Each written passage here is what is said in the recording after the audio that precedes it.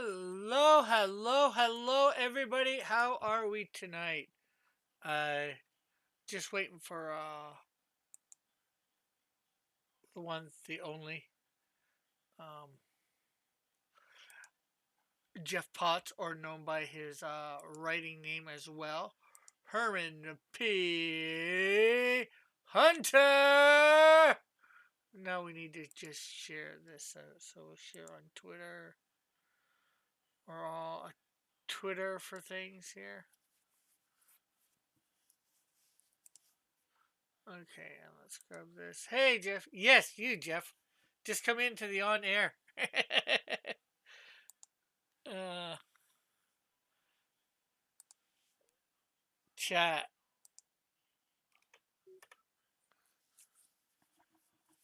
Because do a little talk about your writing, your books. Hey, Jeff. And I'm here. Yeah, hey. Okay, make sure everything's working for volume. You want to talk again? Hey, Humphrey. No video. Yeah, we got video. I just gotta take things off. Okay, Herman, you want to talk or Jeff? Yeah, hang on just a second here. Okay, that's good. I know I that gotta they're. I gotta mute you.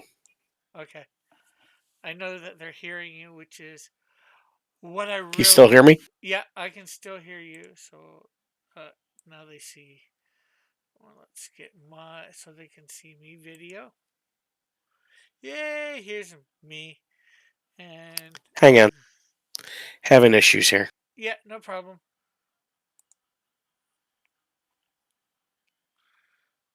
And in a second here, we'll be able to see Mr. Hunter.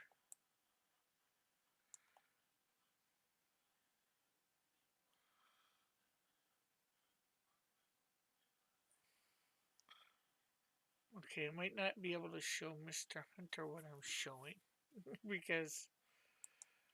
Okay, that's better. Okay, let's see. Okay, not that you're showing anything, but we're making you your icon big here in a second, so everybody can see your icon as we talk. How are you doing tonight? I'm doing pretty good. Still getting my voice back from the cold I've had. I'm Uh, actually gonna go to work tomorrow. well, what's the topic tonight, Humphrey Bear? Well, at first we are gonna talk with Herman or Jeff, depending on what you want to call him. He'll go by both names. About his writing, his books. I'm not sure how I'm going to do it. This is a little different from what I do. People who do comics.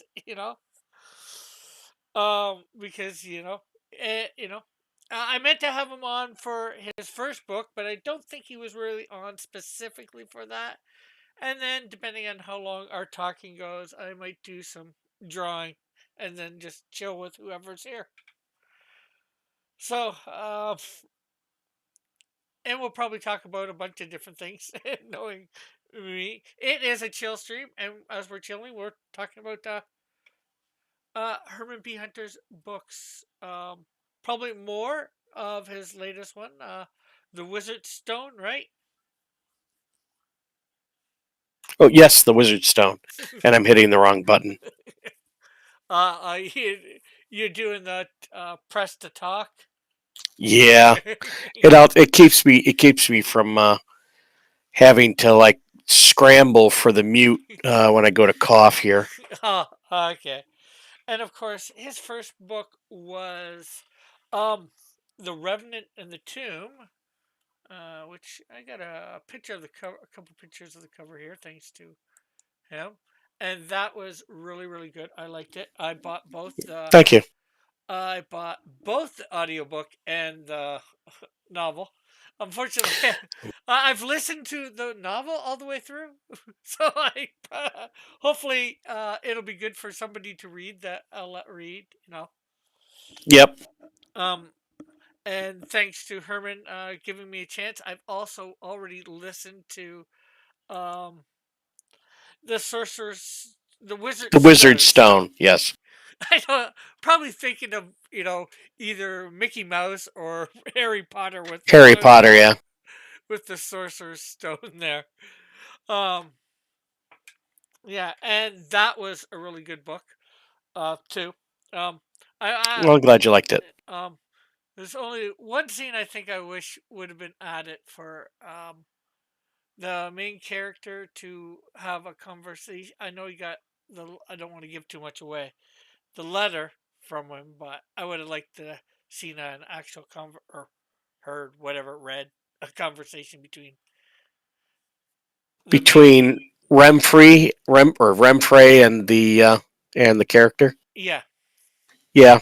Um, I kind of left that sort of off.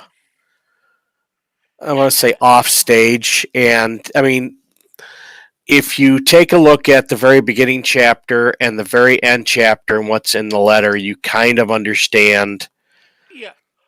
I mean, I kind of leave that for people to sort of connect the dots for themselves. Oh yeah, I'm not saying that the everything was concluded, closed up, you know, and nothing was left open or anything. I think to the reader or whatever, it's just something that it may be just me, you know. Yeah. So And the only other thing that for me was when he was in the tent talking to um well, the person that I think you near the end. yes, The, the you mean the Enoch, or are you talking about the Alani? I think the Alani, the Yeah. guards. Well, that's one of those things where it was like, is that really important to write about? The thing is that when you're writing a book, Yeah, you have to eliminate anything that isn't yeah, interesting or that is kind of ancillary, and that was kind of up there because yeah, I mean he could talk to him, but what would he talk to him about? And the answer is there's not a lot, and I don't want to bore the readers. Like yeah. the book's big enough, so Yeah. Well, no. Well, for me, and it was okay. Come on, get on with the conversation. Let's get to where he's going. It's supposed to be yeah, going. Uh, with him describing everything he's seeing and all that. But then again, like I said, that's probably just me and my impatience, and I can admit that. yeah. So, Uh, but you are outside of the of my wife and the beta reader and the editor. You are the first person to have access and to have read the book. okay, well, I guess that's good, and thank you for that And, honor. and that was a thank you for allowing me to basically push my book on your stream and whatnot. So Yeah, and well, you can continue to push the books on the stream here. Um, yes, I guess so. Well, for those that don't know, I guess we've talked just briefly about saying for a start. But what got you into writing? You know.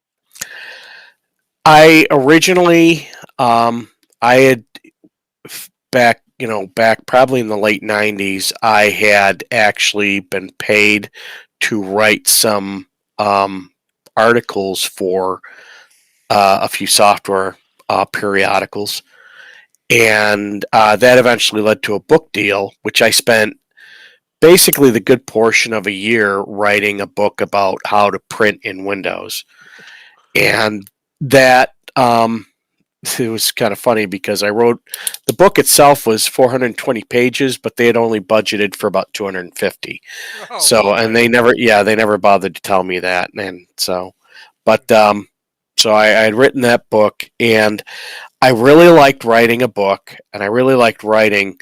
But the one thing I discovered was I didn't really like writing about software. It wasn't to me interesting. And then on top of that, and this is the reason why I took up the pen name Herman Hunter, there were like two or three other guys already with the name like J Potts or Jeff Potts writing software, writing about software. So it was like I my name literally conflicted with another author. That's not So good. when I went to go write fiction this time around, I picked something that was a little bit unique, and not a lot of people have the name Herman. So Yeah, which is definitely good. You know? yeah, otherwise I would have just used my name. But anyway, So you started I writing with technical manuals basically, and that gave yeah you a bug for writing. Oh, and hi, Space Galleria. yeah. So I mean, I wouldn't even say that it wasn't technical manuals. It was just articles, and I get paid for them, so I can say I was a professional author. I guess I don't know. And the book I got an advance for, and it was traditionally published, so I can say I've been traditionally published. And then I decided, well, if I really don't like doing the software thing, and it gets kind of boring. You, I wanted to do something else, so I decided to write fantasy because I like, J.R.R. Tolkien and C.S. Lewis and all that. hmm so I guess As I that's cough up the lung. yeah. So I decided to write a fantasy book, and I gave it to my wife when I was done, and she read it all the way through. And I asked her what she thought about it, and she kind of looked at me and said, with that smile, like that nervous smile, like, well, it's nice. So I took that as, this is a great book. Yeah. And which book was that? Or is it one that's been published yet It's or no? not one that's been published yet. So then I published this book. So I tried publishing this book, and after I think it was like 80 or 90 rejections, I gave up, and I Yeah. put all the writing aside for about 20 years. I can see that feeling where nobody wants your stuff, so you decide, maybe I'm not as good as I think I am. Yeah, well, I wasn't that good. I'll be honest with you. And then for some reason, I decided there was a short story in this series that I had written that can kind of concluded an element of this character's story. Character's name is Frankie. And as a matter of fact, in the foreword of the Wizard Stone, I probably described this a heck of a lot better than I'm doing now. Uh-huh. But so I put it aside, and I kind of let it sit. And then, like I said, there was this short story that I had written that kind of concluded one element of that character story. His character's name was Frankie, and for some reason that never felt like it was a good enough story. And then I think it was like around 2018 or so, maybe 2018, 2019.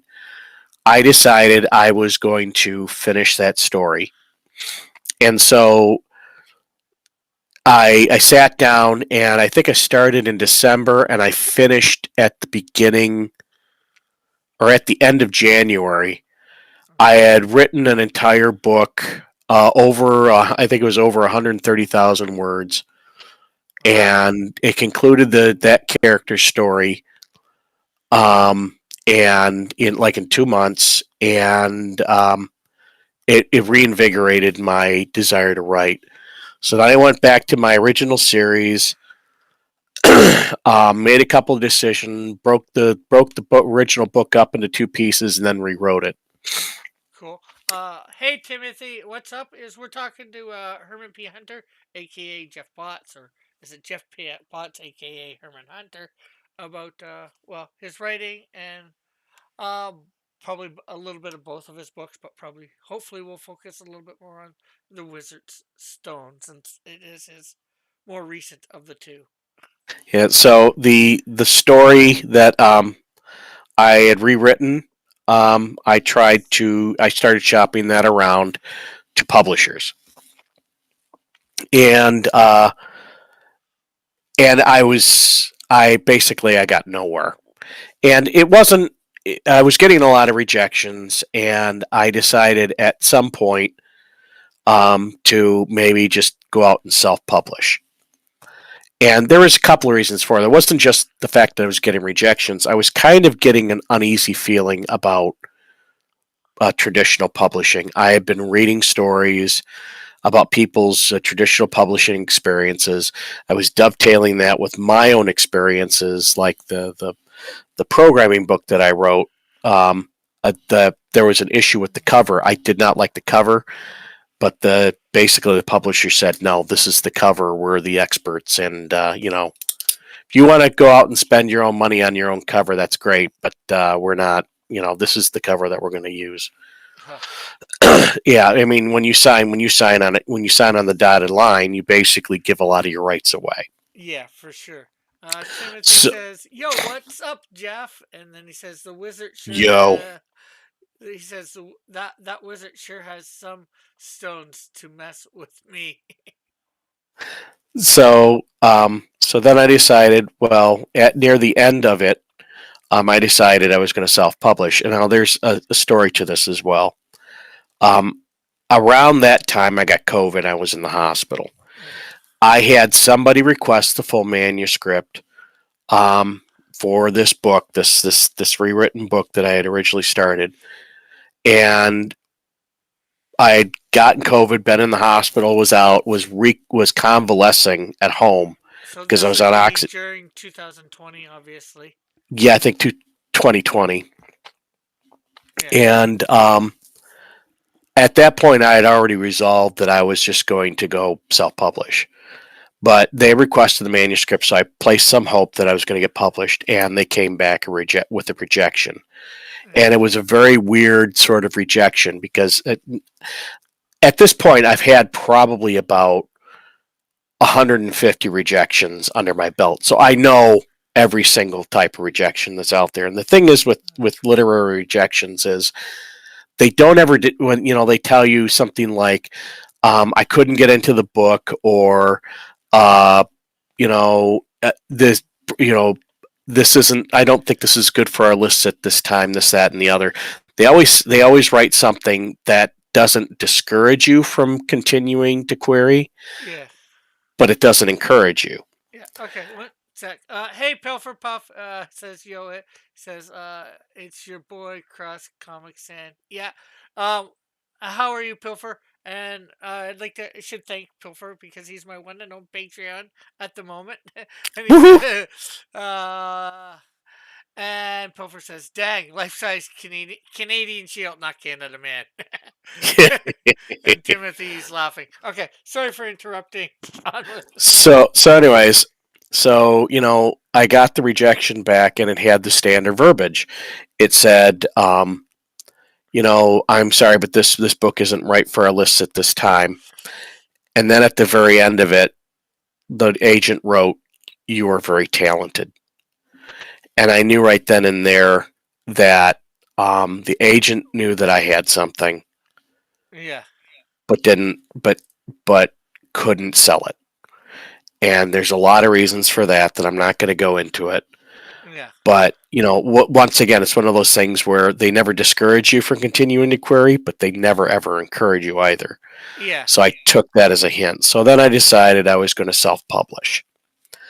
So I did a lot of research, and you go through all those. If you look on YouTube or if you read these articles, they always give you a bunch of advice about self-publishing. And one of the things they tell you is, well, give something away for free as kind of like a thing to attract people to your writing.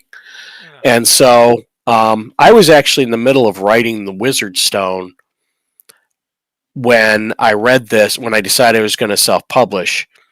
And so I stopped writing The Wizard Stone, and I wrote The Revenant and the Tomb, which I was going to make kind of like a short story or novella, and I was going to give that away. Yeah. So then I wrote The Revenant and the Tomb. I set up a whole bunch of things, tried to get, I was sitting there doing kind of a lot of interaction with trying to get people interested in my writing, told people I'd give it away. And then when I finished with it, I got all the editing done and all that other stuff. I went to go give it away, and virtually, I think I gave away like maybe 3 copies. It was so good you couldn't give it away. I literally could not give the damn thing away. That's. And so I'm like going, well, I started thinking, well, if you think about it, nobody knows who I am. Nobody, even if I did give something away from free because they don't know who I am, they're not going to want it. So I might as well frickin' publish it. Yeah. My wife agreed, and as a matter of fact, at one point I was kind of so discouraged I was about ready to just give it all up. My wife Yeah. came in and said, "Go out and self-publish it. We'll fund it. Yeah. We'll figure out a way. We'll make it happen." So okay, so I did. Yeah, and I think you put it on Amazon, which is great. Then you don't. Yep. There's not a lot of costs there. I don't think, anyways. Well, the costs are actually bound up in the editing. I have it on my YouTube channel, Herman P. Hunter's The Lore Forge. There's a video on there about how much it cost me to do The Revenant in the Tomb. And overall cost, and this does not include the audiobook, cost about $1,400. Yeah. The vast majority of that was editing. Yeah. The cover was a good chunk. I think it was like about $600. Yeah. That's So because you're getting paying some artists to do the yeah, cover. You're paying somebody to edit the book. But once those costs are done, they're quote unquote one-time costs. yeah. Yeah. And Then you got to make them up. yeah. But once you put it on to say, Amazon, they make it as to order, and then it doesn't cost you to print it really. Yeah, it doesn't, but once again, that's the other trick is to get people to find your book and buy it. Yeah. And that's where you got to go out and pound the pavement. Like I said, getting into Discords, going on Twitter, paid ads on Facebook, all of that stuff. And I managed by the time of the Wizard Stone, because I released the Wizard Stone the same day a year later as I did the Revenant in the Tomb. Okay. By the time I released the Wizard Stone, I had sold over 200 copies of the Revenant in the Tomb, which may sound impressive, but considering the amount of costs that went into, doing the editing, creating the book, and creating the audio book, I kind of need to sell about 2,000 copies to break even. Yeah. So, but I mean, I'm willing to invest the money and take the time and Yeah. build something. Well, and the great thing is the Wizard Stone is like double the size of Yes. over double the size. Oh yeah. Because I know with listening to the Revenant, it was 4 hours and change. Wizard Yeah. Stone was over 9 hours. So, Yeah, I think it was like I think it was 9 hours or something, nearly 10 hours. yeah, somewhere So, between 9 and 10 hours. yep. I'm not sure which one it was closer to. I know Revenant in the Tomb was a lot closer to the 4 hours than the Yeah, 5 hours. Revenant in the Tomb was like 4 hours 45 minutes. Okay, I So, thought it was less, but no, it was about 4 hours 45 minutes. So, and I think you're right. I think the Wizard Stone was like 9 hours 30 minutes, something like that. It's close to 10 hours. yeah, So, but it's really good. yeah. So use the same narrator on both. I love Steve Fortune. You can't say that he's an AI voice by any stretch of the imagination. Oh no. So, yeah. So, and if you want to do fantasy, you got to get a Brit. So yeah, everybody you want to get the Brit because it goes with Tolkien or C.S. yeah. Lewis. But so anyway, so I released the Revenant in the Tomb. I stumped that guy hard. And they, like I said, I sold about 200 copies. Now, when you consider the fact that your average self-publisher sells maybe about a dozen copies over a year, 200's not bad. Yeah, for sure. And then the cover of the Revenant in the Tomb has gotten me nothing but compliments everywhere I go. So I kind of did that one right. The only complaint anybody's ever had was the fact that it was too short. And there are some people who are pissed off that it was too short. And there are some people that are like, this is too short. I can't wait for your next book to come out. Yeah. And I was that way, I'd say, with it. I really liked it. Couldn't wait for the next one. And hello, Captain Finity. Yeah, because, it's you dipping your toe in the water. I get why it's a smaller book because, you're unknown. You don't want to put out 1,000-page book. Yeah. First time. And that's one of the things that they tell you when you go to publish is that you don't your first book you don't ever want to publish a series. And I'm like, okay, so and the thing I was trying to push was a series, or the thing I was trying to sell to agents was a series, and that was like kind of like one you had like three strikes, and that was like strike number two. The first strike is that I was an unknown author. Yeah. But so yes, I put that guy out. I had no idea. I literally had no idea how it would be received. It was. I started getting people asking me in my various social media accounts when the follow up would be. Yeah. And the thing is like I say in the forward of the Wizard Stone, um, I didn't expect to I expected it to just be a short, a short little novel, kind of a fun little book, and be done. And people are wanting more of Hal Cedric and Herodini and Tulvgir, and I'm Yeah. like having to kind of explain to them that I didn't plan on writing a new one, but I'll work on that. Yeah. So The great thing is with those characters, they don't even have to be together for you to write a book. It'd be nice, yeah. but you could write their own adventures, before they either meet each other or if they depart from each other for whatever reason, you Well, know? the next book, and I've got 24 chapters, kind of already either written, partially written. Well, actually written or partially written. I have 24 chapters, and I have about probably another 4 or 5 chapters left to write. Uh, So I'm in the middle of doing that right now. Um, cool. What's that I one going to be called if you would be so bold the as to tell the us? tentative title is going to be called The Revenant and the Cult, Ooh. and it's based off of the cult that's kind of mentioned in The Revenant and the Tomb. Uh-huh. So I'm exploring more into that. Um, and the thing is about this world is I'm kind of exploring some of the darker aspects of this world, the various cults, and Yeah. it ties into another thing I mentioned in the first book, which is the religion of the four, or the cult of the four. Yeah.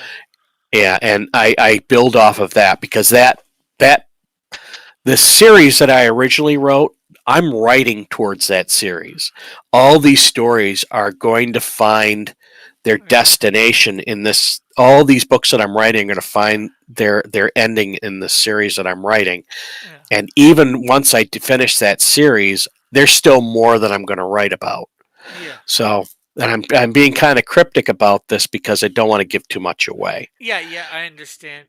And if anybody up there in the chat has any questions for Herman, Jeff, about this stuff, feel free to write them in the chat, and when I can, I will get around to asking them. Um, okay, so you said you've been writing the Wizard Stone for even before the Remnant of the Tomb. If I right, Jeff? Oh, I'm sorry, I was pressing the wrong freaking button again. There was actually The Revenant in the Tomb was my second attempt at a book with Hal Cedric, and the first book I got an ending and a beginning, and I had a bunch of stuff in the middle, and it didn't equate to a story, so I eventually abandoned it. But it's the origin story of Hal Cedric from The Revenant in the Tomb. Okay. That I might resuscitate at some point and maybe give it a short story treatment, or maybe a novella. I'm not sure. Um, but the but yeah, I originally started the Wizard Stone before writing the Revenant and the Tomb. I stopped it in the middle. I was originally thought about maybe giving the Wizard Stone away as my free giveaway, which wouldn't have mattered at this point because that was a freaking failure. Um, but I figured it was too big of a story, and I liked the story too much to to potentially just give it away for free. And I thought it was too big of a story to give away for free. I thought a novella would have been a little bit better. It's not giving away too much, but it's giving enough away that people would be happy with what they got. Yeah. So I stopped the Wizard Stone in the middle, went through the process of writing The Revenant and the Tomb, and then once that book got out there, I picked up the Wizard Stone again and continued. And in retrospect, it was the right thing to do because the ending of the Wizard Stone was completely different. Ended up being completely different than I imagined it. It still came out the same way, but it took a completely different path that I thought was more appropriate for the character and the story. Yeah. And hey, hello, Mike, and thanks for dropping by and hitting the like and sharing. Yeah, and if everybody else out there can hit that like button and share this out, let people know that we're here, uh, doing this chill stream with Jeff Potts and just talking about his books, his writing, and all that. That would be appreciated. So anyway, so that's how that came about. And then, Yeah. like I said, I got once I got The Revenant Tomb under my belt, I kind of had a taste for publishing. So the Wizard Stone went a little bit easier, kind of, kind of not, maybe. Yeah. And so now here we are. And just as a kind of a heads up, I'm like really in debt with The Revenant and the Tomb, figuring out how to do advertising on like social media and pushing it. I actually broke even on my ad spend for the Wizard Stone. Oh, Whereas, yeah, so, and I sold, I think, twice as many books for the Wizard Stone on my release than I did for The Revenant and the Tomb. So, yeah, and I am going to be buying a physical copy at some point in the near future, in the okay. next couple of months, because it's good. Yes, I got a free copy, but I want to support you at the same time. Well, thank you. Because the only way you're going to be able to make more copies and more stuff is for people to buy stuff and support you. Yep, that's true. So between the Revenant and the Tomb and the Wizard Stone, there is a big time gap. Are you going to be doing? And I don't mean for writing them. I more mean in the world. Are you going to be writing anything for that happens in between that time jump? Well, I mean, like I said, hang on. I need to move my thing over here. As I said, there is a follow up to the Revenant, and there's a follow up to the Revenant and the Tomb, so that's going to be happening after that. The character, one of the characters at the very end, King Mareth, he has his own series as well. Okay. And that precedes, I think, probably by a few years, probably by a decade or so, the Wizard Stone. That's a series that I have sitting out there waiting to be finished. I have 2 books on that already. I've already written, but I haven't finished. Yeah, and I suspect that to be about 3 or 4. yeah. Then there is, and that matter of fact, that includes King Mareth and Queen Hertress. Yeah. So it's both of them. Would from a little bit of the reading, would the wizard from this one be involved in those stories too? I don't want to. This wizard, no, but the other wizard that we found out about in the book. No. Although it does touch on the Watchers. Yeah. Matter of fact, it does sort of center around the Watchers. And the Watchers, they tie into this series that I've written initially. So everything, it's just like this big tangled web of interconnectivity. Yeah, I understand that. I've done that a lot in my comics. Stuff that people don't know about yet. And then after I get done with the follow-up to The Revenant and the Tomb, I'm writing a prequel to The Wizard Stone. Okay. Which doesn't have Odo as a main character nor the wizard, but it does have another character. And this also lays out a lot of the lore of what's going on as well. And that story actually, it actually has me very excited because um, it really has a lot of depth to it. I tried to I you know I the thing about the Revenant and the Tomb is I wanted kind of just like a fun book. I didn't want to get really deep, and I kind of wanted to make it sort of, have these fantasy elements and some horror elements, and just just a fun book. The Wizard Yeah. Stone I wanted to include a little bit of sort of the moralistic elements and sort of like elements of my faith in there without beating people over the head with it. Yeah. And then the next book, the book that precedes the Wizard Stone, that's going to include it too, and it's going to be kind of a story about redemption. So, and I'll just leave it at that. But Yeah. it's got a real. I think it's a really cool idea, and I think it's a cool Y- story. Yeah. I'm trying to think of questions I might be able to ask without giving anything away for anybody because I don't want to give too many spoilers. I know the book, The Remnant and the Tomb's been out a little bit longer, so probably more people know about it and maybe have read it, but I'm not sure about here how many people have. Um, Yeah, The Revenant in the Tomb, I would say, is kind of like my superhero book. It's a yeah, fantasy superhero book yeah, because Hal Cedric is kind of a superhero type. yeah. And I would say with the Wizard Stone, I think you might have said it. I think there's a little bit more darker tone in it too. Yes.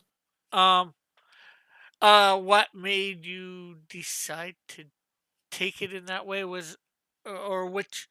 Well, you started writing the Wizard Stone first, so did you decide just to make the Remnant and the Tomb lighter before finishing? Actually, I thought The Revenant in the Tomb was kind of dark as well, but the Yeah, the Wizard Stone. The thing I wanted to hit with the Wizard Stone was I wanted, because the main character Odo, is kind of bookish and is very sheltered, yeah, and he doesn't know much about the world.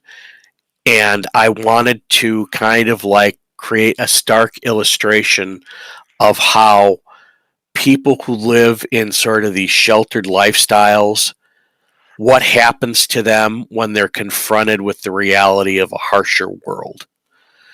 And so that's kind of where I wanted to go with that. It's sort of like a coming of age book. And maybe it's like a Harry Potter book, but with a lot more people dying. I did want to say about that. Too much in it. Well, I don't. We're not saying who's dying, so Yeah, but there's you there's got. a lot of there's a lot of people getting killed in pretty awkward and unfortunate ways. Yeah, well, that's the thing with the Remnant and the Tomb. Not to give away too much, I don't think anybody really died in that compared to the No. Wizard's Stone. I guess that's why I think the Wizard Stone's a little bit more darker because of Yes. people, more people die in it. The other one, And and the mercenaries that Odo is sort of paired up with, they're not really nice people.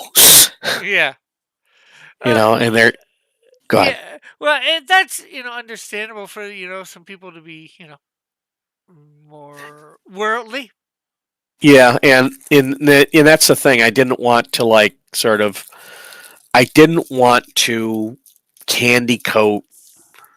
I mean, I want to candy coat things to a certain extent because I don't really like putting sex or like gratuitous swearing in my books. Yeah, And so but there are certain things where if you're going to kind of like give it a harder edge, you can do without going down those areas.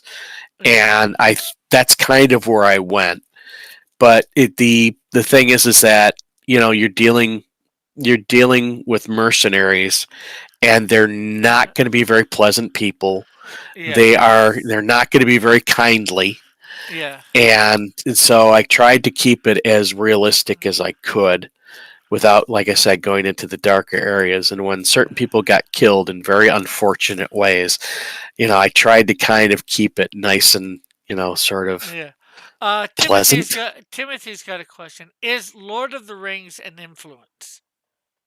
Lord of the Rings is a heavy influence. So is Conan and the Chronicles of Narnia, as well as a lot of H.P. Lovecraft stuff. Uh, uh, um, uh, Having read or listened to both, I should say. Um, Maybe it's the voice of the actor or your reader guy. Narrator. Narrator, yeah. Um, I was gonna say two characters seem v- somewhat similar a lot. The guide in the Remnant in the Tomb, and I guess the top mercenary. Yeah, I mean both are jaded. Um, I the guide is sort of mocking. The mercenary really isn't. He's just Yeah, very sort of. I think he's very Enoch. Would be the mercenary. He's very sort of guarded, and he doesn't really tell you everything that's going on. Whereas Drom, who's the guide, I mean, he does kind of, he actually kind of, I think maybe enjoys letting you know that things are kind of messed up, and, he doesn't have a need, he doesn't feel the need to hide anything from you, yeah, you know. So one is very guarded, the other one isn't. Both, I don't think, both, well, Enoch does kind of care about certain aspects of the people that he's with, whereas Drom in The Revenant and the Tomb really doesn't. He's just out for the gold. yeah. So, but that kind of changes, and that's something I am hoping I can touch on in the next book, because he's not going to be in the follow up to The Revenant and the Tomb. He goes on to do other things. We got a couple of things here. Hello, Grant V. Crosby. How are you? Good to see you here.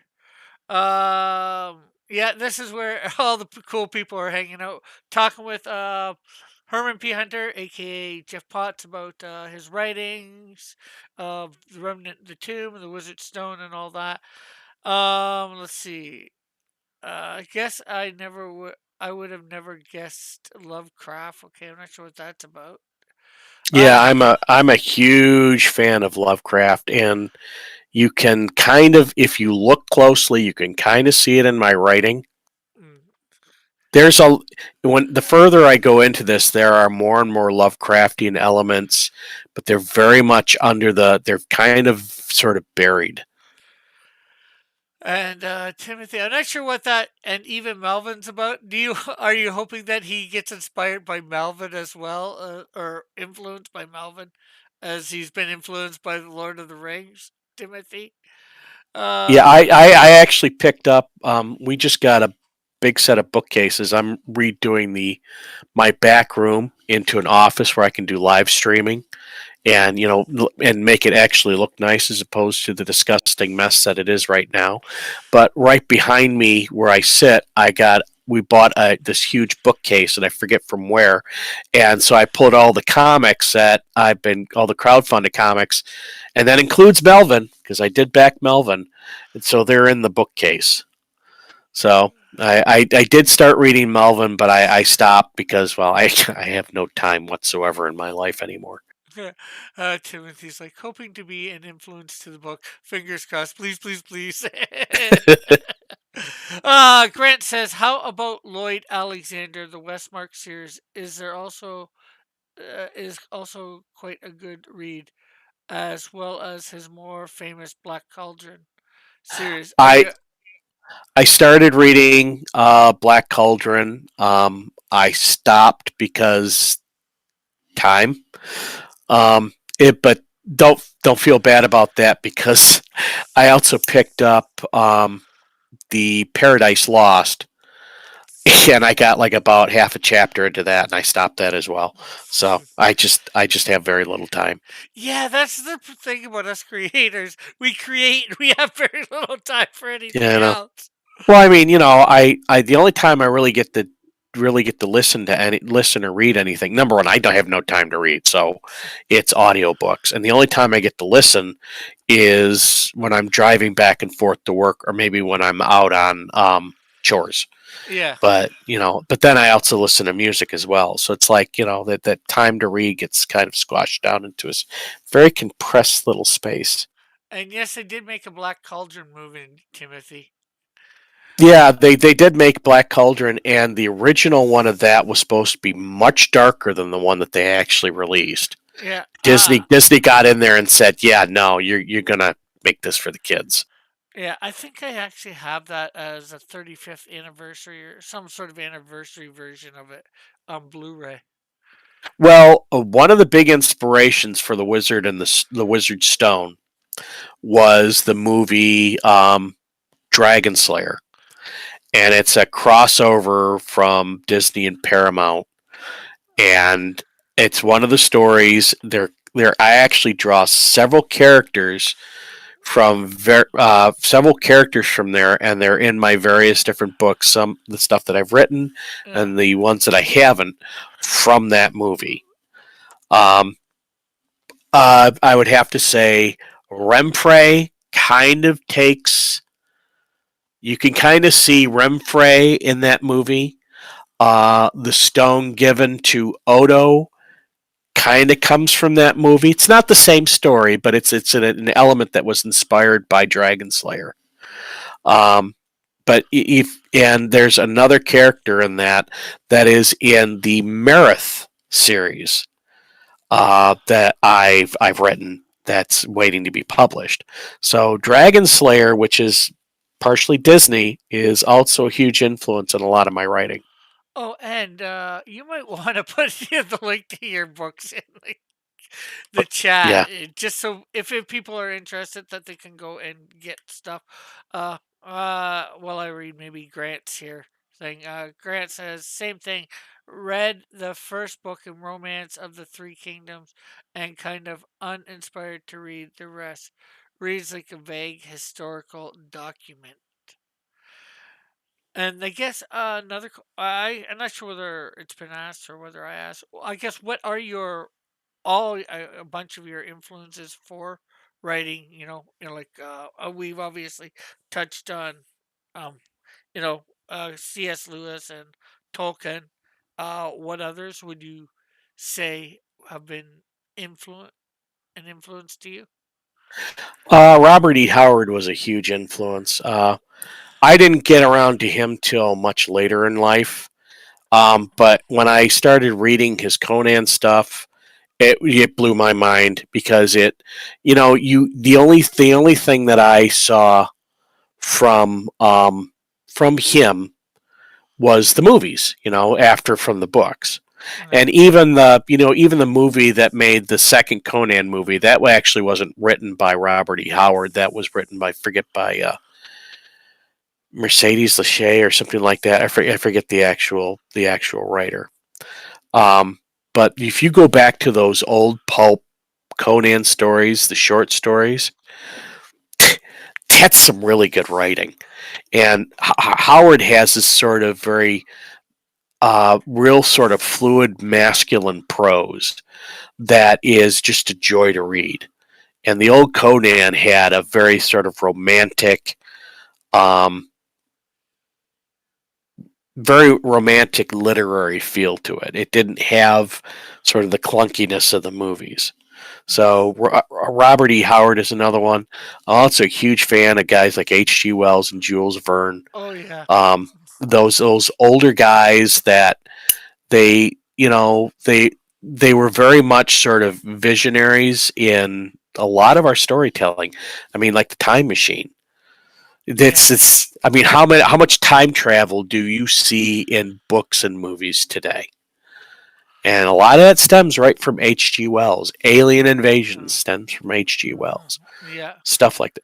Yeah, well, heck, one of his most famous things, War of the Worlds, when he did the radio play, it fooled a bunch of Yep. people. Freaked everybody out. So there's that. And actually, the first books I ever read um, as a kid that I did for pure enjoyment was Douglas Adams, and I think it was Hitchhiker's Guide to the Galaxy. that trilogy. I can't remember if it was Galaxy or Universe, but that whole trilogy. A friend I know gave me the first book, and I read it, and I just tore through that book. I got my mom. I convinced my mom to buy me the other two, and I that was one of the first set of books that I ever read that I just absolutely I absorbed like a sponge. Well, talking about tearing through, Grant Cosby says The Revenant and the Tomb is short and fast read. May as well order the Wizard's Stone too. Revenant and the Tomb will just whet your appetite. Yeah, and the funny thing is that my sales that I had starting with the release of the book were very mixed between the Revenant and the Tomb and the Wizard's Stone. It was actually kind of weird. So people were buying both. Yeah, Probably someone wanted to buy the first one before they invested in the second one. I don't know. yeah. Well, hopefully both books will, you know, put you up there, more and more, you know. Because people are hearing about you through, your second book, they'll want to buy your first book. People that bought your first, well, I think anybody that's bought your first one will want to buy your second and onward. And anybody that buys your books, I think, will want to buy more because they're that good. Oh, thank you. Yeah, And have to if anybody has any questions in the chat too, again, feel free to bring them forth. I'm trying to think what bring them forth. um, because you've definitely put out a lot of information and talking to just somebody who writes, doesn't do the pictures and all that is Yeah. a little bit different, You know, So, and then the other thing too that it kind see, I write the stuff I want to read, yeah, and that part of what got me into writing this stuff was that I got back into reading stuff around my 30s, and or somewhere in that area. I had been married. I think my first kid was born, and it was right around the time of the Lord of the Rings movies coming out. And so I started getting back into reading. And before the stories came out, because I had read the Lord of the Rings when I was younger, I bought like the books to kind of refresh myself about the movies. yeah, And that's when I got into. And according during that time, I was doing a lot of traveling for work. yeah. And so I would buy, like I read the entire Narnia series during that period of time. Uh, That's when I got back into Conan. That's when I started picking up all the Lovecraft books or all the compilations of Lovecraft short stories. And I also at that time picked up the Robert E. Howard stuff. And I started when I ran out of that. I started picking up stuff at the airport um, that was fantasy because I've read something once. I'm not going to go back and constantly read the same book over and over again. So I want yeah, to get something newer, fresher. And I found the stuff that I was picking up that was supposedly um, this this New York Times bestsellers and all that. They didn't have the same. They didn't have that magic that I had found in those older books. They didn't have the language. They didn't have the style. yeah, They were focused on cultures and a lot of stuff I didn't care about.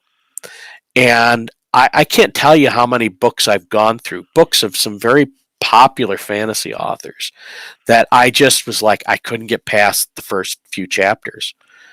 And that's when I kind of resolved that I was going to write my own. yeah, So I mean, if you really want to get into why I started this, it's because of that. I couldn't find what I wanted in the stores, so I started writing my own, and I put it out there. And I had no freaking clue as to whether people would like it or not, to be yeah. frank. And come to find out, there's quite a hunger for it. Yeah. So, Uh, sort of makes with the other. I guess this might be leading to this question. I'm not. I guess again, how did you? I guess find this crowd of people that we're associated with. well, it, the funny thing is it actually started with Mike Miller. Okay. I had gone out and I gotten the audiobooks, and probably they were the only audiobooks that I've actually completely finished. Um, and it was the Song of Ice and Fire, and that's because that the Game of Thrones stuff was out. Yeah. So I was watching the Song of Ice. I was listening to the Song of Ice and Fire audiobooks, and I was getting into some of these Songs of Ice and Fire um, theory crafting channels. And on one of them, they invited Mike Miller on because Mike Miller did um, The some of covers, the the covers for. covers for George R. R. Martin's graphic novels. Yeah. And I remember sitting there. Excuse me. I remember sitting there in the live stream when he was sitting there doing I think like it was either a cover or it was a splash page of some sort of combat scene, and it was funny. The hosts were dead silent. The chat had completely stopped. Everybody was freaking mesmerized as he sat there and drew. I mean, it was kind of funny. Yeah. And so then I got hooked into his Discord and his live streams, and then from there I started branching out. And around the same time, when I was trying to figure out how I was going to publish books or how I was going to get an audience for my books, I started listening to a bunch of marketing things or a bunch of writing YouTube videos. Yeah. And one of them talked about this author who had this very specialized niche of people of area of interest, and it was about guns, and that the books that he wrote were people with guns.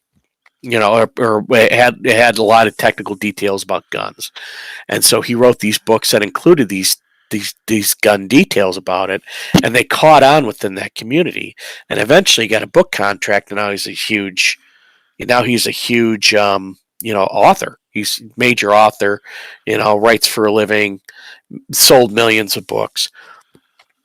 I would only find out later that that author I was hearing about was Larry Correia, who does the Monster Hunter series. Uh huh. He also has a podcast called Writer Dojo, which I'm in the Writer Dojo group, and I actually advertise now on Writer Dojo. Cool. So my advertisements run on Writer Dojo. I bought 3 of them. I don't think there will be an ad for the next Writer Dojo, but the week after that there will be one. Cool. Cool.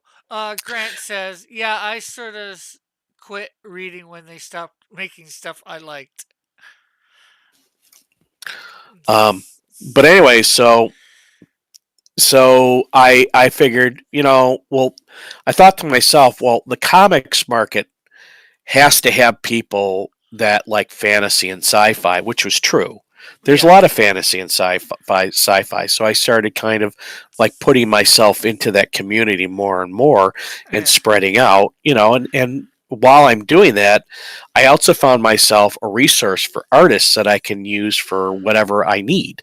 Yeah. I can't really use book covers, but like Eric Hawkins, I had him do, or Eric Hawkins and Gary Shipman, I had them draw me an image that I'm using now as my bookmarks. Yeah. So I The distribute, sword. yeah, yeah. So the sword, and there's a Eric Hawkins did the spike, that, and you know what that spike is in the And then. book. Yeah. Yeah. Yeah, that Odo pulls out of that thing. Yeah. He did that, and so I'm using those artists, and I'm also helping promote those artists with my bookmarks. Yeah.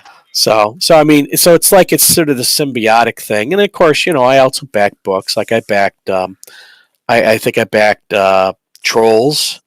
I think I might have backed one of your Canadian Shields. Yeah. I think you Uh, backed the recent Canadian Shield. yeah, um, Canadian Shield. Melvin, I backed Melvin. and a few other comic books. Yeah. So so I've been kind of like it's sort of like the symbiotic thing where I get comic books and I get stuff to read. I got some stuff from Don Chin and all and whatnot, Yeah. and so it's kind of work in a very mutually mutually satisfactory way. And then I got involved with like drawn and quartered fan edition, and Yeah. so I've been kind of like working my way into the community. Yeah. And they have been responsive. They've been buying books because a lot of those guys like fantasy as well. Yeah. We like to read more than just comic books. Yes. Or listen to more than just listen to the Yep. novels that would be more than comic books Yep. because we like all kinds of stories. We like the sci-fi. We're most of the comic book fans are into sci-fi fiction TV shows. So Exactly. And I mean, it also works. It also works the other way around too. A lot of those guys who like sci-fi and fantasy, they also like comics. yeah, So it gives me an opportunity not only to promote people in the comic, in the comic markets, but also in the book markets as well.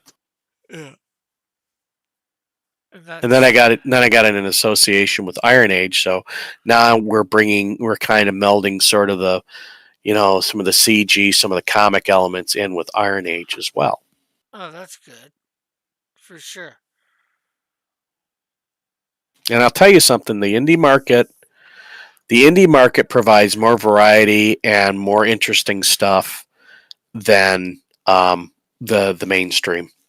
Yeah, because they're a lot more formulaic. Although there's those formulas to all this stuff. Basically, I would say most Yep. like I look at the traditional floppies.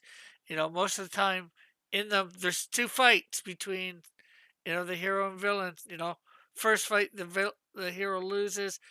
Then it's got to figure out, okay, how do I actually defeat this guy? And then second fight he defeats him. Yep. Defeat. Or they sit there and they recycle the same superhero and they just stuff a different body in the costume. Yeah, but and that formula that I talked about there works good. I use it. I noticed. Yeah, Uh, but even so, it's like the more I've gotten into the comics, the more I've read about some of the guys that yeah, actually created the comic boom, one of them being Kirby. yeah, And Kirby did Jack Kirby took a lot of philosophical elements and he stuck them right into comics. oh yeah, And that's I think where indie has an edge over the big two in that the big two is trying to like play the modern social thing with their sort of woke ideology, whereas a lot of the people in the indie market are willing to take philosophical elements and stuff them into their comics. yeah. And not go on either side. Unfortunately, the big two are becoming, and I hate to say it, like the church was like 50 years ago or so, where forcing everybody to do things a certain way.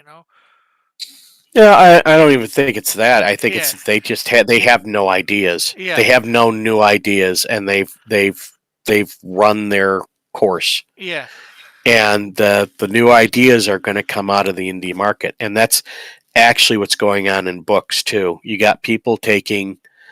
have more people taking risks with the indie indie novels, indie short stories than you do in the traditionally published houses. yeah. And it's a lot easier today with being able to. It's a lot easier to self-publish.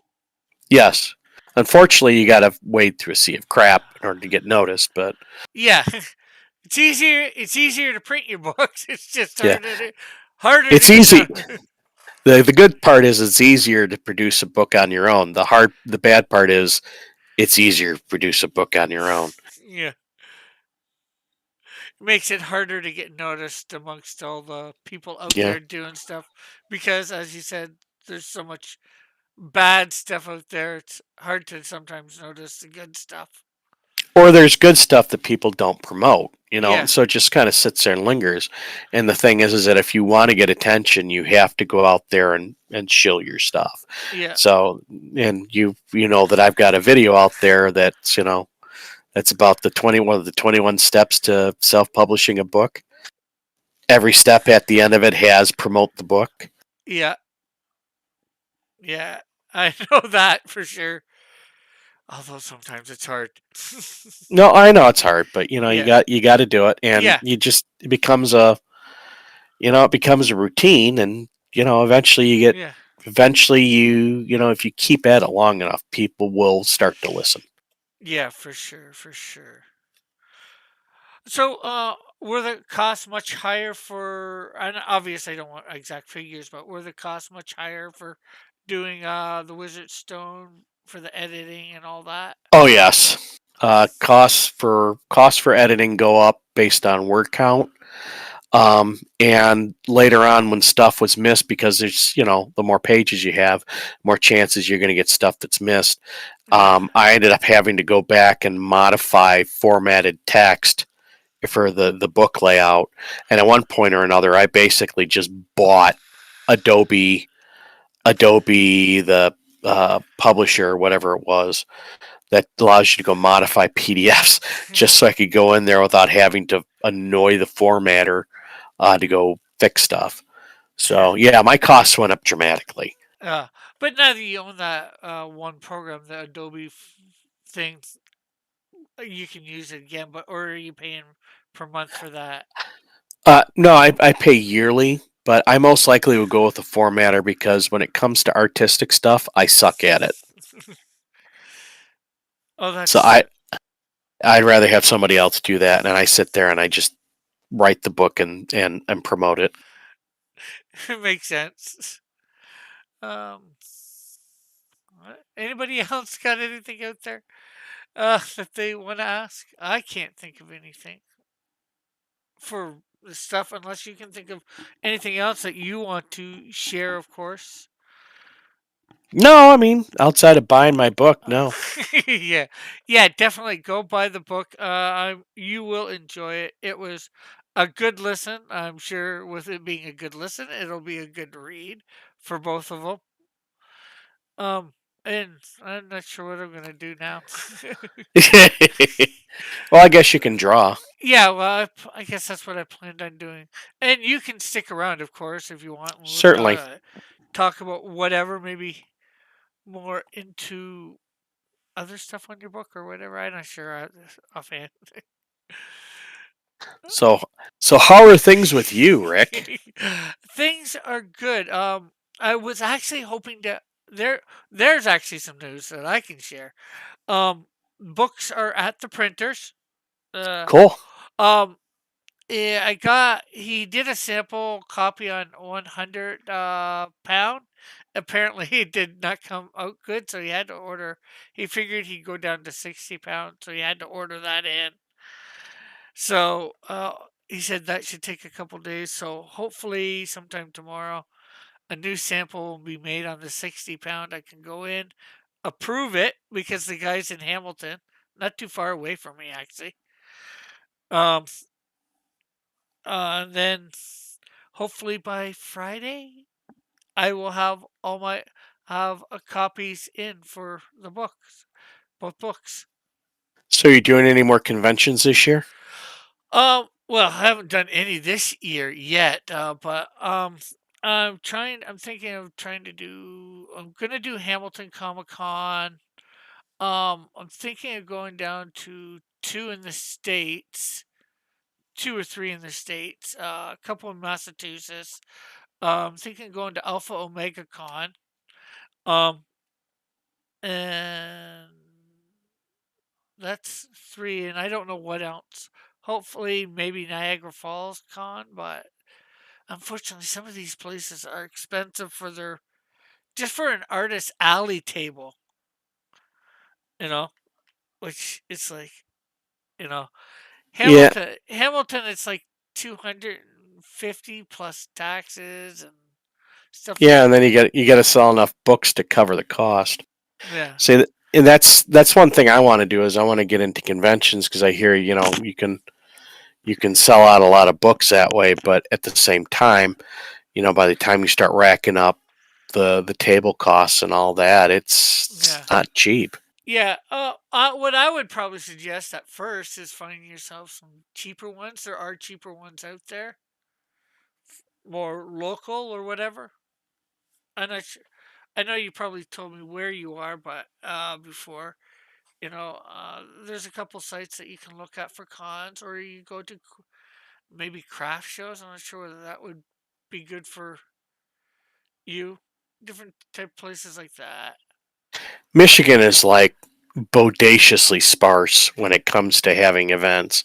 There Yeah. are a few. Matter of fact, I wanted to start small and kind of work big. Yeah. Um, and there is one, but I think it may have already passed or may not be coming up. I don't know. Um, Eric Hawkins thought he might have gotten into one that was going to be last weekend, but that ended up being a bomb because I was going to share a table with him. Yeah. So I'm not sure. There's a couple others. Motor City Comic Con, Yeah. which is coming up, but that's too big for me. Even though I work near where the Comic Con is, there was that Uh, Blue Water Comic Con, I think it was, or Great Lakes Comic Con up in Port Huron. there's I'm not sure. Well, Michigan. Um, you might even think just I'm not sure whether you'd be willing to come over the border or can or whatever. There's ones in Windsor. Yeah, There's some small ones in Niagara Falls area. I'm not sure whether you'd be willing to go that far. yeah. I don't know if I want to go that far initially. Yeah, I mean, there's some stuff up in the north, and I could probably go up there. I'm not 100% sure. So, yeah, but I mean, I do have some ideas where I have no I had I have I'm gonna hamina. I will be at Based Con this year, which is out on the west side of the state near Grand Rapids. And BaseCon is a convention of quote based unquote um, authors, uh, professionals who don't like the way the culture's going and are looking to find ways of changing that. cool. There's a lot of authors out there, a lot of sci-fi authors. I was kind of like one of the few fantasy ones out there, I think. Yeah. Hey, Massive Panda, how are you? What's going on? I've been talking with Jeff Potts, aka Herman P. Hunter, about his writings of um, the Remnant and the Tomb and the Wizard Stone, and just how he got into his writing stuff and all that stuff all together. And hey, Metal, feel free to drop on anybody too, and feel free to ask any questions of Herman, and I'll be willing to pass them on.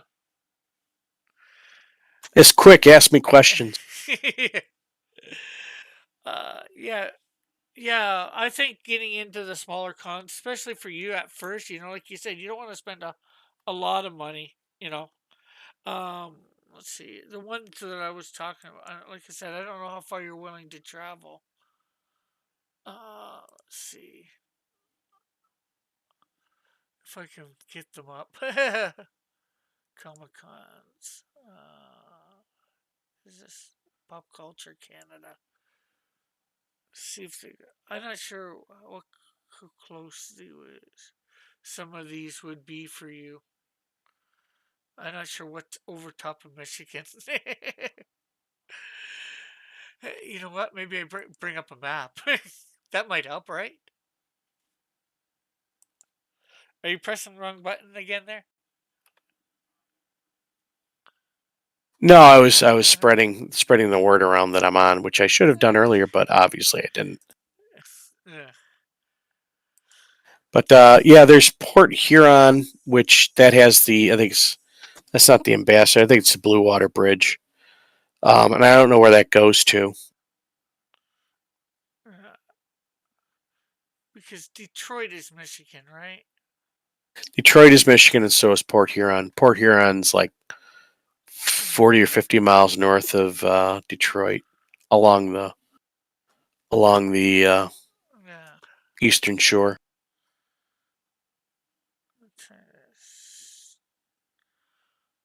Trying to see for this map. London, Chatham, Sarnia.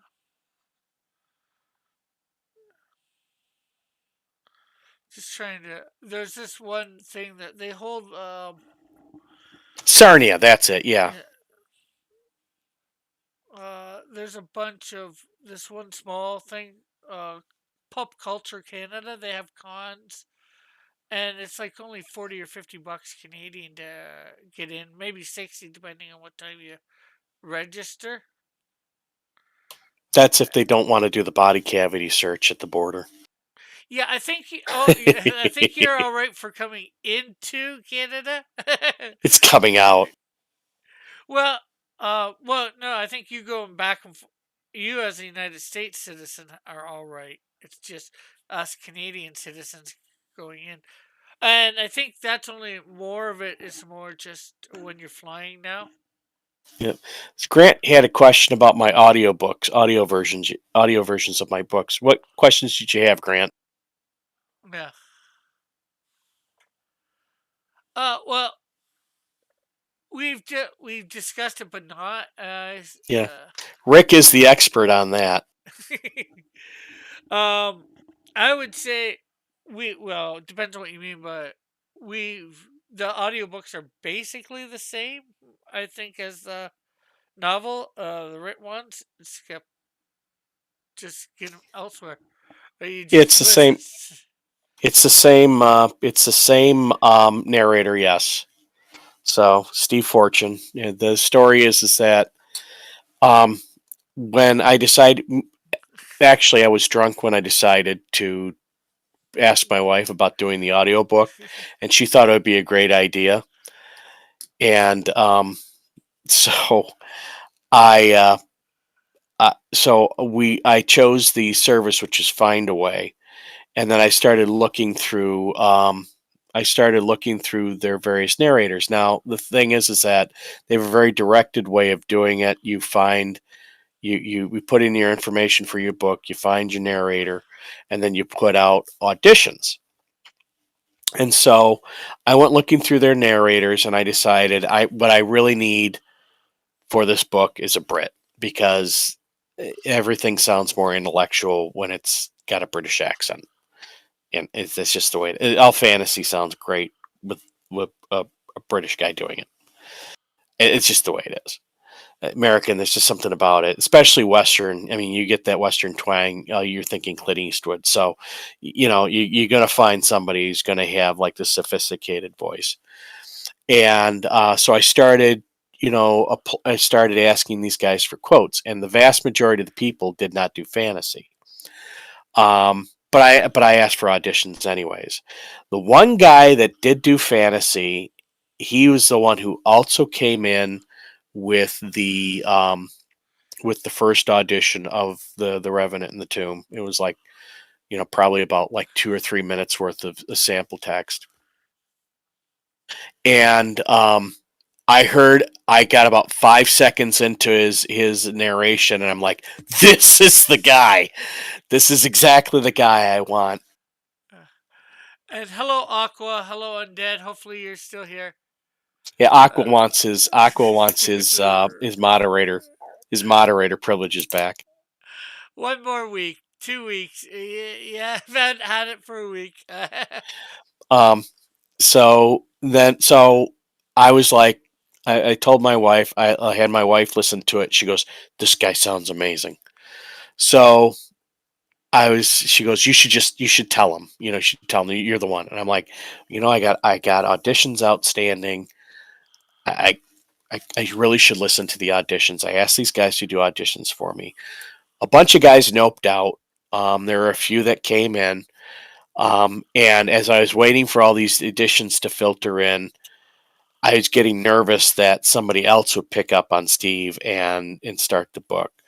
So I got about 2 or 3 auditions in, and neither one of them hit the mark. Not like that guy. And so I made him the offer. He had a budget that was kind of in the middle of what I was willing to spend. Um, and I, like I said, I loved what I heard, and so I put it in, and if it's I we did the first book, and I was just ecstatic, and I've had nothing but compliments on his narration and on the book. Matter of fact, they've been the compliments have been pretty glowing, Yeah. and I love his sort of rough. I don't want to say working class voice, but he has a deep sort of I don't want to say the working class isn't the voice. It's sort of a rural type of voice that you would have, and it's sort of rough. It's got an edge to it, and it just matches my writing, and it sounds freaking perfect. Yeah. And then when he does the characterizations on the side, it's just like it's like icing on top of the cake. Yeah. Yeah. And So I can definitely say from having listened, they're good. So, yeah, and then and Grant, what do go ahead. you mean exactly about what have we discussed the audio versions? Can you be a bit more Yeah, clear? that's a, he. Yeah. That's what I picked up on. Yeah. That's why I brought this back up. Yeah. Well, and So that's why. But I just if we can get more clarification, we're talking about it, but why don't readers like doing fantasy? Do you know? Grant asks. why don't they like? I don't know. I haven't found one that didn't like fantasy yet. But No, then no, again, no. I guess he's talking about when you said when you're trying to get people to read it. yeah, I Well, or I mean the narrator. I don't know why. I just they had their various different they had their various different genres that they would read, and a lot of these guys didn't want to do fantasy. So but I did apply, and some did return back, an audition, but they just didn't. They didn't have that edge, and they didn't have that sort of raw masculinity that you got with Steve. And so when he did The Revenant and the Tomb, I was like, this guy's doing all of my books with unless there's something that I feel that he wouldn't be a fit. But thus far, I can't think of anything that wouldn't be a fit. yeah, especially in your genre. And Yeah, hello, Marsupial. How are you today? I likened him. There was a narrator, and I forget what the narrator's name was, but he did the George R. R. Martin Song of Ice and Fire books, and I I I compare him to that guy. He has the same quality. He has the same sort of natural sort of feel for the reading and the narration. He just hits every button, or hits every cylinder is firing when he narrates it. That's the way I feel. So he's going to be my narrator from here on out. Yeah, and he's a good one. So, Yeah, and and I'm sure he I likes have getting the I money too. oh yeah, and I had very. I mean, to be honest, I really didn't have a lot of problems. We had some problems initially with the Wizard Stone, where there was like some static or something showing up in the narration. But we got that fixed, and from there on out, it was like perfect. And then this time around, I mean, originally I had some we had to like fix certain things, like four or five Yeah. things, like you get like a dog barking in the background. But this time it was like almost dead perfect. He'd maybe miss like one or two words per chapter, and they'd have to re-record it. Yeah. So Yeah, you can add me on Discord, Aqua. That's no problem. And anybody that's like I said, got any questions for uh uh Jeff, feel free to ask. Especially about his, writing stuff and all that. And make sure you're hitting the like button, sharing it out, letting people know we're here with the talk. like and share for the children. Yeah. And if you're yet to be subscribed, please subscribe. Uh, you know, want to get this channel up to well, we want to get it more than 1,000, but and then probably once I get 1,000, I'll probably be doing a few more shows a day again. Get my watch hours back up there. I don't know what I'll do for those shows, mind you, but We'll figure uh, something out. yeah, I'll probably maybe try and bring back the talking with, have that once a week or whatever. All these different Yeah. people, different things, because I think people like this format. Yeah. Well, you've also been doing your drawing stream on Saturday, and that's when I go and I write. Yeah. So it's like right in the middle of when I'm writing. Ah, I guess you just listen while we do talk. No, actually, I'm listening to music. Ah, Both this book and the last one were written in a cigar bar. Matter of fact, The Revenant and the Tomb is dedicated to the cigar bar where I wrote it. cool. So Grant says, does any of the characters from The Revenant make a reappearance in The Wizard's Stone? no, they do not. It's completely different. Although set in the same universe. Set in the same universe, yes, but actually in the same world. Just they're about 400 years apart. Yeah.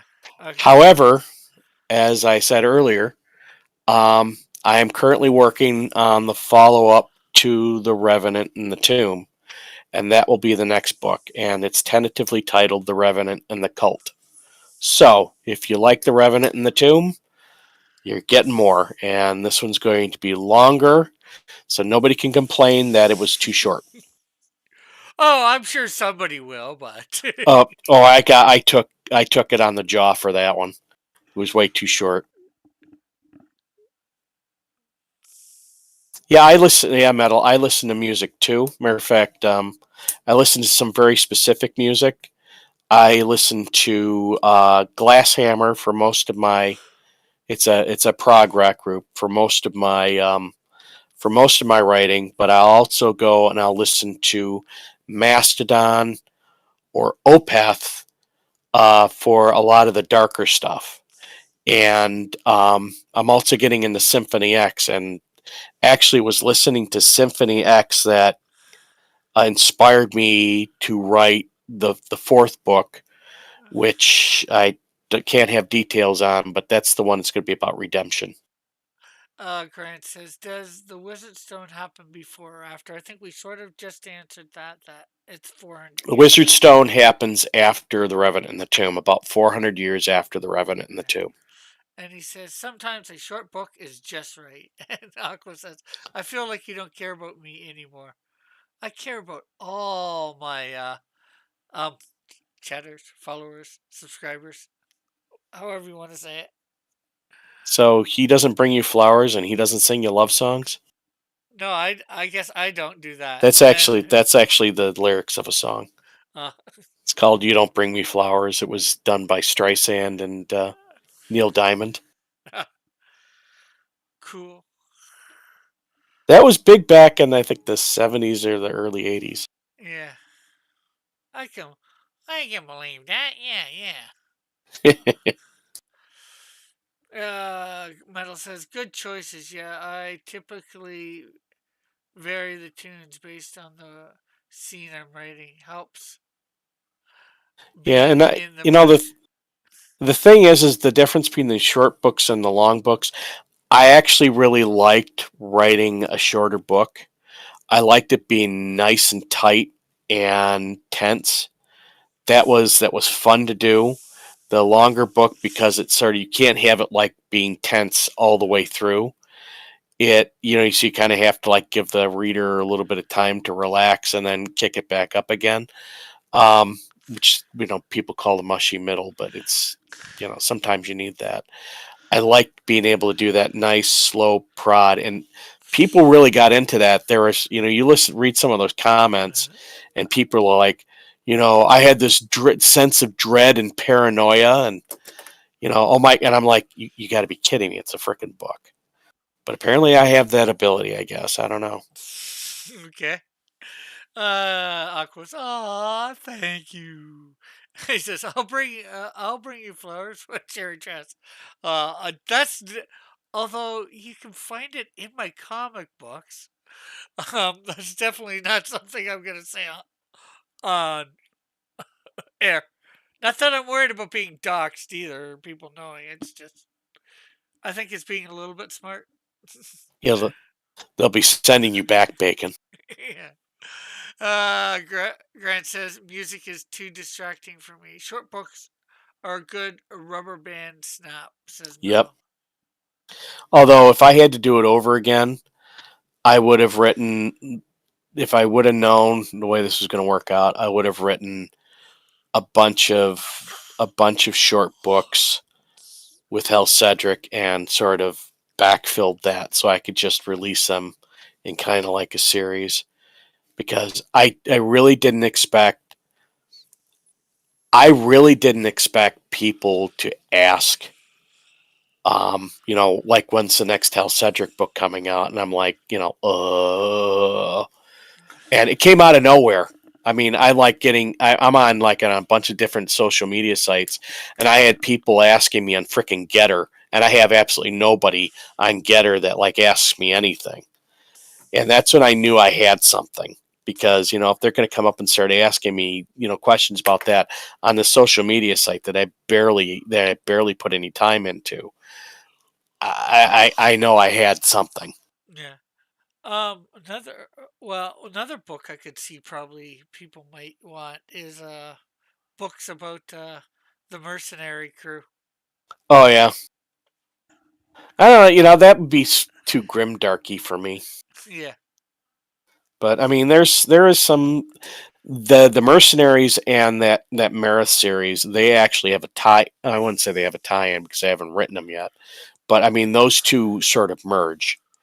Um, but I still got to get to the Marith stuff. So who knows? Yeah. Maybe after book 4, I'll start putting out the Marith stuff. Yeah. I'm not too thrilled about the Marith character, but I love the story because it's a wilderness adventure, Yeah. and it also has a direct tie into this final series that I'm trying to get to. Yeah, and you're only one person, and it's hard to get all these stories out. Yeah, I'm one person who works a full-time job and also has to do all of my promotion myself. So, Yeah. So if you ever got big enough, do you think you would quit your full time job and make this your full time job? well, I'd have to make a lot of money. So, Well, I that's what I'm saying. If you got big enough making, I don't know, yeah, maybe I don't know. I four like to writing four to five, software. 4 to 5 figures a month. Mm, 4 to 5. Oh, 4 to 5 figures a month. Oh yeah, hell yeah. Yeah, and But of course higher 4 figures than that. yeah, higher oh hell yeah. So, but yeah, but I do like writing software, and I've been in software for 30 years. So, Yeah. but who knows? Well, it'd help you get your stories out there faster. That's for sure. Yeah, that's true. I wanted to, I see listening to these guys who like write 2 or 3 books a year, and I'm like, how do you do that? It takes me forever. Yeah, but I mean, you're doing it what at night or whatever on the weekends. well, I do. I write. I can I can write an entire chapter on my Saturday when I'm away from the house. I'm in the cigar bar, and I got my music on, and I got my frickin' cigar and brandy. And of course, I drink cheap brandy, so I got my cigar and my brandy, and I can sit there and just focus on it. I can literally pound out a chapter in a couple of hours, Yeah. So especially when I've had a week to think about what I want to write about. yeah. So if you had like all day, 8 hours a day, say 5 days a week or 6 days a week.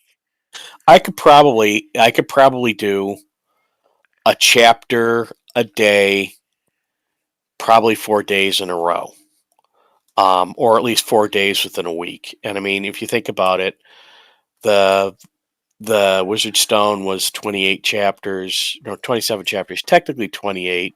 So you divide 28 by, you know, 28 by 4, and that's pretty much how many weeks you would have to get done. It was 7, anyways. I'm just never good at multiplication. Yeah, yeah. Well, eight. But then there's a huge process after you're done, where after you do the rough, you sit there and you revise and revise and revise and revise and revise, and that's the killer right there. That's there's a huge amount of time where you have to kind of let it sit so you forget about it, so you can go back into it with fresh eyes, Yeah. and that's kind of your time killer right there. Well, with that, you could probably start on another book or whatever that you'd want to do, and then Yeah, you come back to the other one. And once you're done the refresher, the rewrite, if you will, come back true. to. But what I do now is, like, when I'm done after a bunch of revisions, what I'll do is I'll go and I'll do, like, set up some promotional stuff for other things later. Yeah, So, or, I'm in freaking interviews or, live streams doing stuff. So it's like actually the promoting part of it is the biggest time sink of them all. yeah, I can believe that. Metal says, yeah, it's not hard to pound out a chapter in a sitting. It's just Yep. finding the time. So, but it is working. I mean, Yeah, you I got. sold I sold a lot of books on this release. Um, Have you me- sold more than the first one? oh Or yes, I think probably triple. I uh, could be wrong on that one, but I think about triple of what I sold. triple the number of books in total for Remnant so far, or just on release date? Triple on the release date. Oh, okay. I have to go. I sold roughly the same amount of paperbacks, but the ebooks, I sold a ton of ebooks. Oh, that's good for sure. So I think I sold 3 times. Yeah, I sold 3 times the ebooks outside of Amazon, which really wasn't a lot because it was like single digits. And I think it was triple the number of ebooks in Amazon from within Amazon. Oh, that's good. Yeah, and I, of course, the last release, the Revenant and the Tomb audiobook didn't come out till much later in the month. So I sold a bunch of those too. I sold at least 6 that I know of. Oh, that's good. So, and I had put out ads in. I've been putting out a lot of ads. I got ads on Facebook. I had ads on Twitter, which was a waste of money. Yeah. And I also put ads on another system called BookBub, which does discount books and new release books, primarily ebooks. Yeah. Hey, well, at least if it gets you ebooks, it's some money made, right? A Yeah, couple. well, actually, the ebooks is where I make my money. Ebooks and audiobooks is actually where I make my money. I can believe that because you're probably not getting a big profit from Amazon. Yeah, well, I mean, For what you know about printing, printing ain't cheap. Bits are cheap. Printing ain't cheap.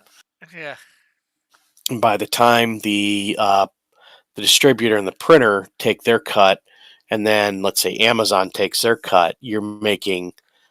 I mean, I don't even think I make.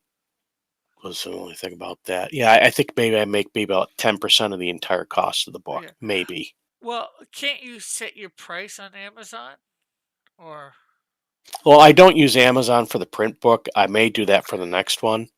Um, but even if I did set my price on Amazon, I want to make it competitive. yeah, I don't want to charge a lot of money for these books. Um, and people charge too much, so that people don't want to buy them. yeah, you don't want to price yourself out of business. Exactly. And I get that. I just, with, you said you made 10%, everybody taking their cut. I wasn't sure whether that was due to you setting the price or somebody else setting the price.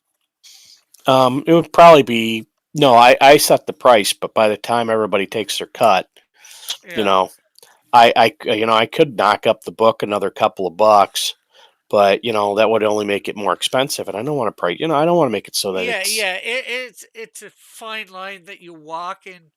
How much do I make it without yep, thinking that you're gonna knock off too many customers, not get people buying because it's too expensive. I get that. exactly. Like heck, just with say, like I get like juice, concentrated juices at my grocery store, and the last year they've put them up twice. Yep, It went from 75 cents for four of them to 85, and then they just put them up to $1. And I'm like, if they put them up again soon, I ain't getting juice anymore. I'll just drink yeah, water. no. So I made sure that when I did do the pricing on the book, that I left a buffer in there that if there was if inflation cut into it, I wouldn't have to charge. I wouldn't have to increase my prices. That's So, and I really haven't. I it did cut into some of my pricing on the Revenant and the Tomb, but it hasn't done a lot. So I mean, I do put in a little bit of buffer there, but not a ton. yeah. And yeah, like I said, I understand. Like you said, I've done printing and all that stuff, so you Yeah, know, and I just understand enough of the economics that you don't want to price yourself out of the market. exactly, People are only willing to pay so much for certain things. exactly. So I don't want to make it such that they don't want to buy a book. Yeah.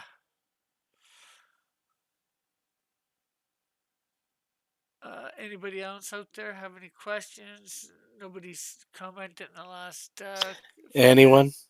Anyone? Bueller? Cry?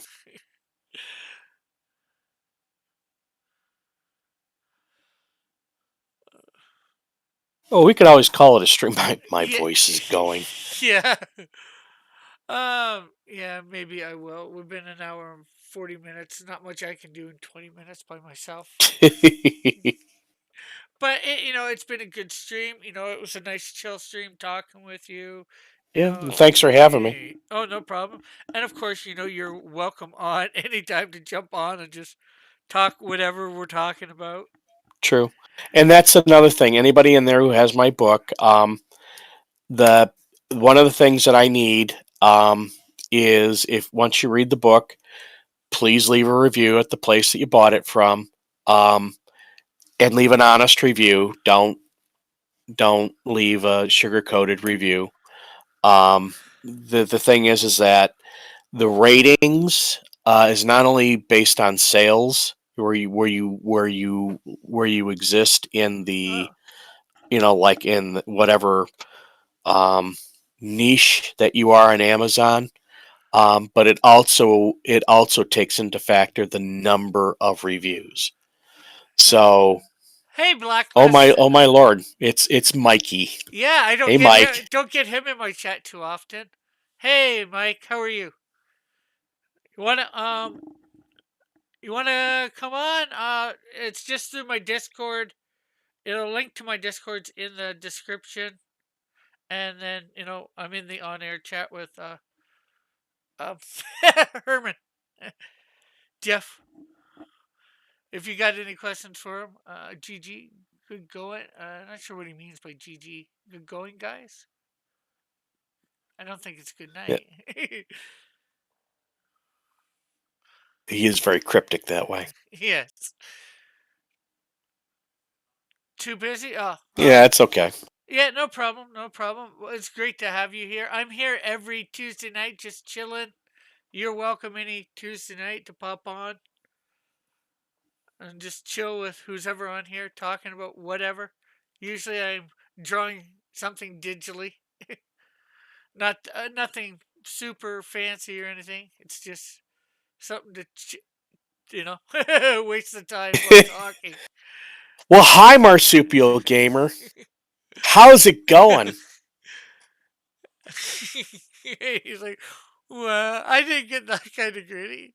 Well, you're here a little bit more than Mike, and you know that you're welcome anytime, Marsupial, to hop in the when I'm on, or you should know.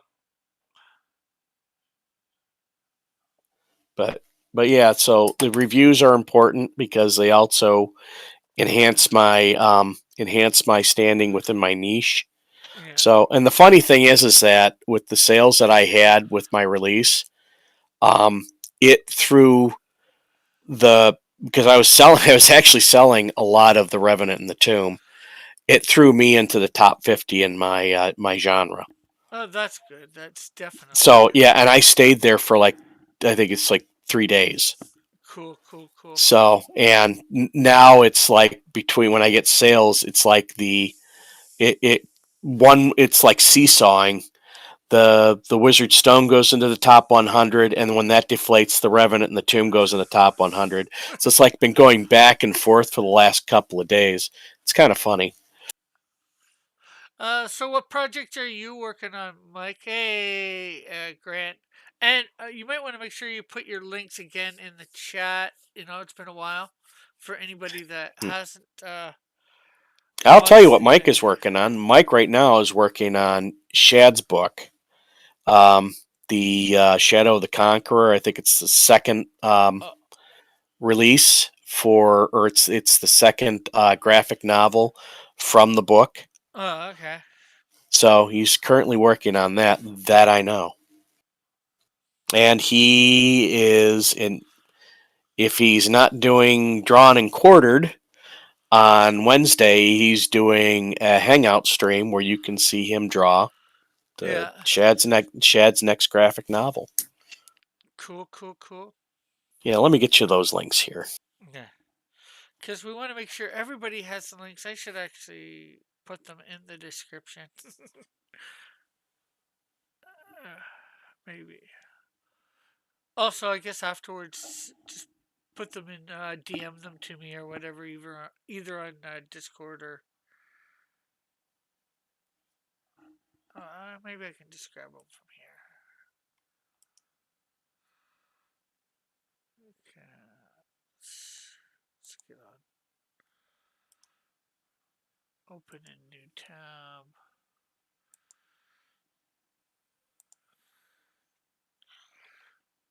Control C and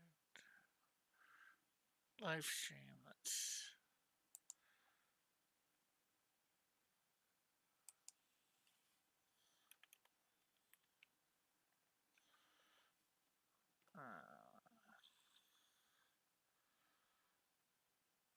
Save. So there you are. Okay, and let's see. We'll grab the other one.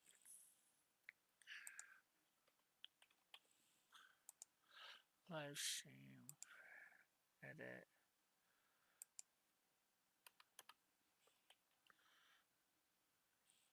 And window.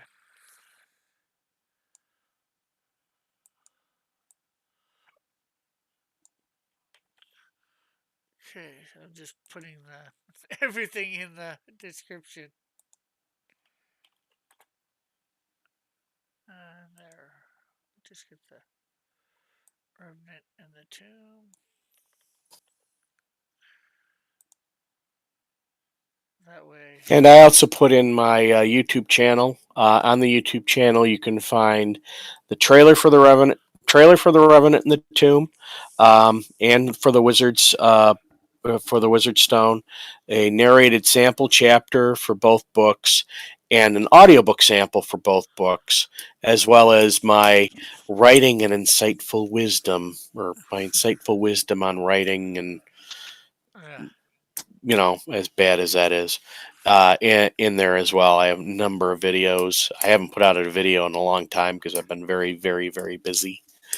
So I'll probably be when summer starts up. I'll probably be doing more of those. Oh, that's So, good. but And every book has a trailer. As a matter of fact, there was also my teaser trailer in there that I had voices that was done both by me, Steve Fortune, and Pete Mack of Pete McMovies, who also has his own Discord. and stuff. Okay, that's cool. The links are now in the description for anybody that wants to go over there and buy. Although you can click on the links there, but at least they're in the description, making it easier for people to find. So I guess we're 10 minutes away from uh about 10 minutes away. So you've said where everybody can find you. So I'm gonna thank Yeah. Jeff for coming on. Thank everybody in the chat for coming by and being here and listening. And hopefully you've liked what you heard. Um, I will be here back next Tuesday and doing a live stream drawing something most likely. Uh, so thanks everybody for coming by. Please try and make sure to come by next week. And thanks for having me on, and buy my books. Yes, go buy the book. And remember, most likely, I might be having a live stream sometime this week if I get my books, an impromptu one. So we'll catch you all later. Bye for now. God bless. Love you all. Thanks a lot, Ken. Thanks everybody for coming.